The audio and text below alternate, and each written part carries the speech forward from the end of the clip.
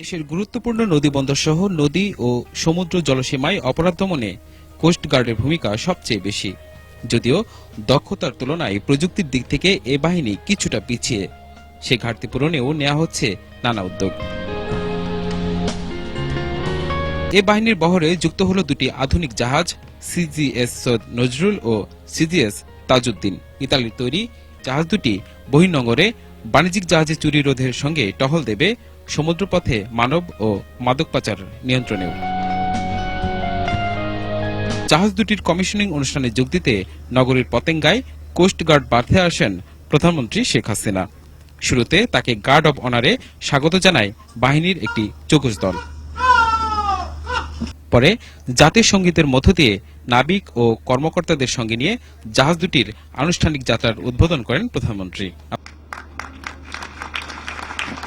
উদ্বোধন শেষে এ বাহিনীর গুরুত্বপূর্ণ ভূমিকা তুলে ধরে এর আধুনিকায়নে নানা উদ্যোগের কথা জানান শেখ হাসিনা। কোস্টগার্ডের জনবলের সীমাবদ্ধতার বিষয়টি আমার জানা আছে। কোস্টগার্ডের কার্যপরিধি ও দায়িত্বপূর্ণ এলাকা বৃদ্ধির সাথে সাথে জনবল এবং সমুদ্রগামী জলযান বৃদ্ধির বিষয়টিও আমাদের বিবেচনায় রয়েছে। যে কোনো প্রতিষ্ঠানই উপযোগী করে গড়ে তোলা, এটাই আমাদের সরকারের লক্ষ্য, আর সেই লক্ষ্যে আমরা বিভিন্ন পদক্ষেপও বাস্তবায়ন করে যাচ্ছি। আমি আমাদের কোস্টগার্ডের উত্তরোত্তর সমৃদ্ধি কামনা করছি। নিজ দায়িত্ব পালন ছাড়াও জঙ্গি দমনে ভূমিকা রাখতে বাহিনীর সদস্যদের সজাগ থাকারও নির্দেশনা দেন তিনি। বাংলাদেশ কোনো জঙ্গি রাষ্ট্র নয়।